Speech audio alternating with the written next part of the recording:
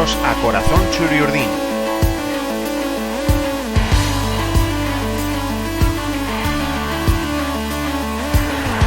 El podcast en el que escucharéis historias sobre la historia de la Real Sociedad.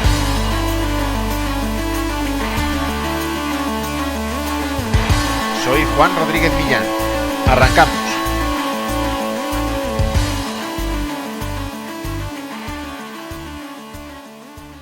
El tópico dice que empezar bien una temporada es fundamental para llegar bien al final de la liga. Si pensamos en la temporada 1979-80 o en la 2002-2003, ambas con el subcampeonato para la Real después de un inicio de curso brillante, podemos pensar que así es.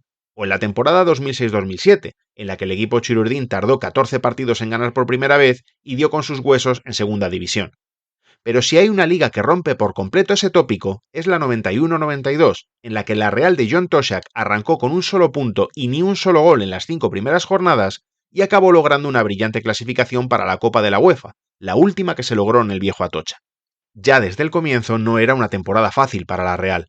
Apenas unos años después de romper la tradición e incorporar jugadores extranjeros, Toshack decidió romper también con la vía inglesa, la que habían protagonizado Aldrich, Atkinson y Richardson, y apostar por viejos conocidos suyos, los portugueses Océano y Carlos Xavier. El traspaso del joven Lassa al Real Madrid también dejó un hueco notable en el equipo, aunque llenase las arcas, pero la preocupación fundamental era la del delantero. El técnico galés trató de fichar al mexicano Luis García, pero no lo consiguió y apostó por Javier Belloso, delantero navarro de la cantera. Ninguna sorpresa así en la primera jornada, donde la visita al Camp Nou se saldó con una previsible derrota. Lo que gustó menos es la forma, porque la Real no generó inquietud alguna a un Barcelona que ganó por 2-0 sin necesidad de forzar la máquina en ningún momento. Stoichkov marcó al principio y Koeman de penalti al final. El empate en casa, por supuesto a 0 en el primer partido de la temporada en Atocha, fue algo más preocupante. No por el rival en realidad, un buen Zaragoza que de hecho terminó la temporada clasificándose para la Copa de la UEFA, sino por la inocencia del joven equipo que sacó Toshack con 4 debutantes en Atocha. La derrota en Oviedo de la tercera jornada ahondó la crisis de la Real. El marcador final fue de 2-0, pero bien pudo ser más amplio, y solo Océano pareció sostener el barco Churiurdin en el naufragio que se vivió en el Carlos Tartiere. La solución de Toshack tenía nombre, pero por el momento no podía tirar de él: Mejo Codro. Belloso no veía puerta y no daba resultados a la confianza que el galés había puesto en él. Pero el bosnio, fichado sin que nadie se enterara de las gestiones y teniendo que sacar a su familia de Bosnia por la guerra de los Balcanes, aún tardaría en debutar. La visita del Atlético de Madrid a Atocha no era la más propicia para remontar el vuelo. Los colchoneros eran colíderes con el Real Madrid y el Sevilla y no habían encajado un solo gol. Su victoria en el viejo campo de Duque de Mandas les dio la primera posición en la tabla. 0-2 superaron a la Real y para colmo, Pérez Sánchez anuló un gol de Luis Pérez por un fuera de juego bastante discutible y que en ese momento habría sido el empate a 1, además de romper la mala racha anotadora. La Real caía así a puestos de promoción y aún peor, se convirtió en farolillo rojo tras perder en la siguiente jornada en el Sadar ante Osasuna por 1-0. Aunque eso tampoco solucionó la sequía goleadora, aquel día Belloso ni siquiera jugó en su tierra.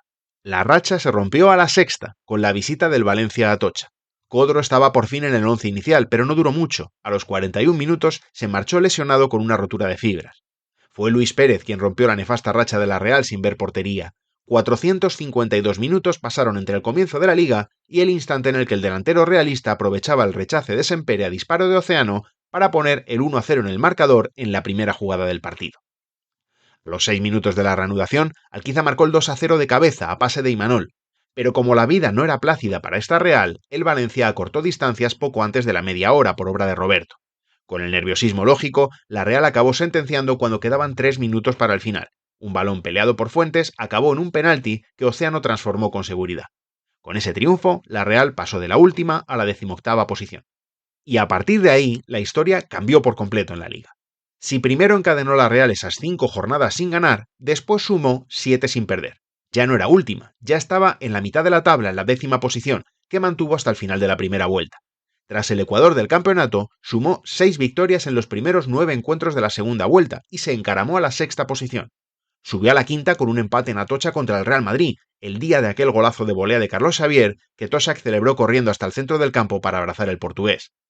La Real solo perdió 3 partidos en toda la segunda mitad del campeonato: 5-1 contra el Atlético en el Calderón, 2-1 contra el Atlético en San Mamés y con su futuro en la Liga ya decidido, 2-1 en Mallorca. Y es que a la Real hasta le sobraron 2 partidos de liga para certificar su clasificación para competición europea. Su victoria en la jornada 34 en el Carlos Belmonte sobre un sorprendente Albacete dejaba a los de Benito Floro a 4 puntos con 8 por jugarse. La victoria ante el Burgos de la siguiente jornada, un magnífico 4-0 en Atocha, imposibilitaba que el Zaragoza, a 4 puntos pero con el haberás perdido, le pudiera arrebatar la quinta plaza. Aquella Real de Toshak consiguió algo que, viendo su arranque liguero, nadie podría haber imaginado, un billete europeo.